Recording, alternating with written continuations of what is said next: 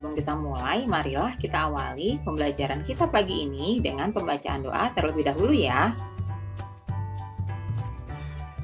Tujuan pembelajaran pagi hari ini adalah siswa mengetahui cara menyajikan simpulan berdasarkan hasil wawancara. Yang kedua, siswa dapat membuat simpulan berdasarkan hasil wawancara. Anak-anak, berikut ini adalah cara menyajikan simpulan berdasarkan hasil wawancara. Anak-anak tahu apa yang dimaksud dengan wawancara? Ya, benar sekali. Wawancara merupakan kegiatan tanya jawab yang dilakukan oleh dua orang atau lebih untuk mendapatkan sebuah informasi. Dalam kegiatan wawancara, ada narasumber dan pewawancara. Narasumber adalah orang yang diwawancarai atau orang yang dimintai keterangan untuk diambil informasinya. Pak Ahmad ini adalah seorang narasumber. Nah, sedangkan pewawancara adalah orang yang melakukan wawancara. Dalam hal ini, Siti yang berlaku sebagai pewawancara.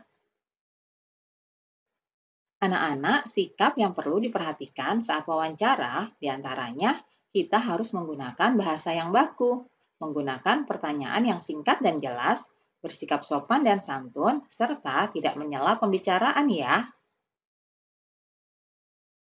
Dalam melakukan kegiatan wawancara, narasumber yang dipilih untuk diwawancarai harus sesuai bidang keahliannya. Misalnya, jika kita ingin mengetahui informasi terkait pendidikan, kita dapat mewawancarai kepala sekolah atau guru. Jika kita ingin mengetahui informasi tentang bercocok tanam, kita dapat mewawancarai petani sebagai narasumbernya. Sekarang, berikut ini kita akan belajar bagaimana langkah-langkah wawancara. Anak-anak, sebelum melakukan wawancara, kita harus melakukan persiapan terlebih dahulu ya.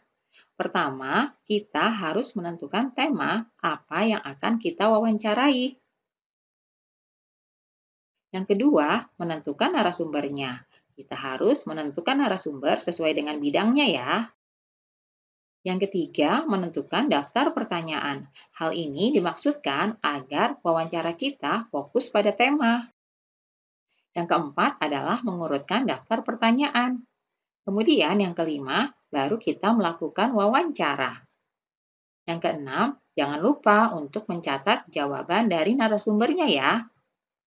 Selanjutnya, baru kita membuat laporan dan kesimpulan.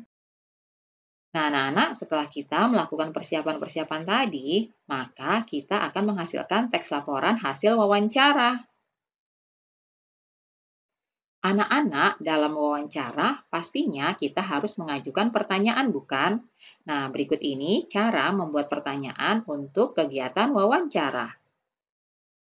Perhatikan rumus berikut ini. Di sini ada 5W ditambah 1H. Apakah itu? W yang pertama, what, yaitu apa. Apa dimaksudkan untuk menanyakan sesuatu. Sesuatu yang dimaksudkan bisa keadaan ataupun perbuatan. W yang kedua, where, di mana.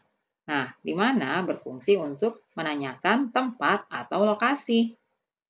W yang ketiga, when, yaitu kapan. Kapan digunakan untuk menanyakan waktu berlangsungnya suatu kejadian. W yang keempat, who, yaitu siapa. Siapa fungsinya untuk menanyakan mengenai pelaku suatu kejadian. W yang kelima, why, mengapa. Mengapa itu untuk menanyakan perihal alasan atau penyebab suatu peristiwa.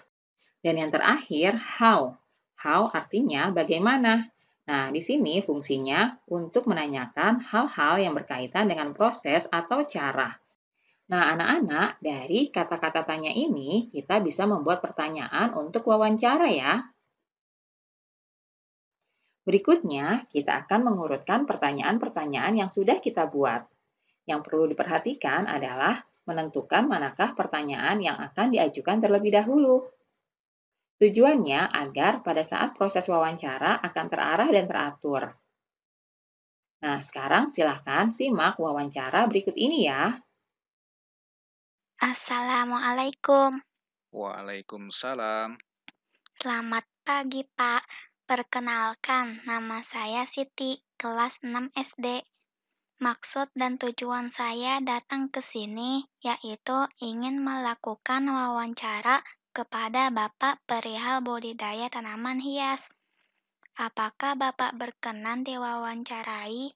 Oh ya, silahkan dengan senang hati. Tanaman hias apa yang sedang Bapak budidayakan? Sekarang saya sedang membudidayakan tanaman hias bunga anggrek. Di mana Bapak membudidayakan bunga anggrek itu? Saya membudidayakan bunga anggrek di kebun belakang rumah saya. Siapa yang membantu Bapak dalam membudidayakan tanaman anggrek? Saya memiliki 2 orang pegawai yang membantu saya dalam membudidayakan tanaman hias bunga anggrek ini. Mengapa Bapak memilih bunga anggrek untuk dibudidayakan? Karena bunga anggrek memiliki nilai jual yang tinggi dan juga cocok tumbuh di daerah ini. Kapan waktu yang tepat untuk memanen bunga anggrek ini? Waktu yang tepat untuk panen bunga anggrek yaitu ketika bunga anggrek masih kuncup, sehingga dapat bertahan lebih lama jika disimpan di tempat yang cukup air dan suhu ruangan yang baik. Bagaimana cara Bapak memasarkan bunga anggrek ini?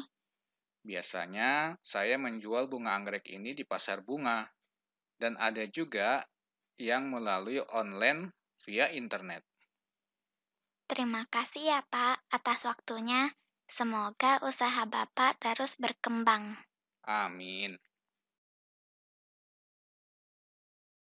Anak-anak, selanjutnya adalah membuat laporan dan simpulan hasil wawancara. Berikut ini adalah contohnya. Perhatikan baik-baik ya. Nah, ini format laporan hasil wawancara. Kalian bisa lihat di sini tercantum nama, kelas, topik wawancara, waktu dan tempat kejadian, maksud dan tujuan wawancara, laporan hasil wawancara, dan juga kesimpulannya. Dari wawancara tadi, kita bisa buat laporannya seperti ini ya.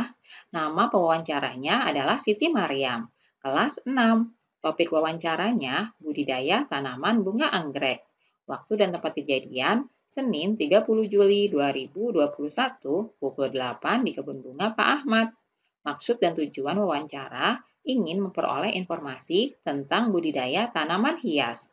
Nah, laporan hasil wawancaranya seperti berikut ini. Tanaman yang dibudidaya adalah tanaman bunga anggrek. Bunga anggrek memiliki nilai jual yang tinggi. Bunga anggrek ditanam di kebun belakang rumah dan dibantu oleh 2 karyawan. Setelah panen, bunga anggrek dijual di pasar bunga atau melalui internet. Nah, kesimpulan dari hasil wawancara tadi yaitu tanaman hias yang dibudidaya adalah tanaman bunga anggrek. Nah, anak-anak, kalian bisa melakukan wawancara dan menuliskan laporannya seperti apa yang sudah Bu Guru jelaskan ini. Sekarang, bagaimana cara menyajikan simpulan berdasarkan hasil wawancara? Pertama-tama, kita harus menemukan inti dari setiap jawaban yang diberikan narasumber. Lalu, menentukan ide pokok dari jawaban yang diberikan narasumber. Nah, menentukan simpulan itu seperti ini ya. Simpulan itu adalah ikhtisar atau pendapat akhir dari suatu teks berdasarkan uraian sebelumnya. Jadi anak-anak, kesimpulan itu harus dibuat dengan bahasa yang singkat, padat, dan jelas.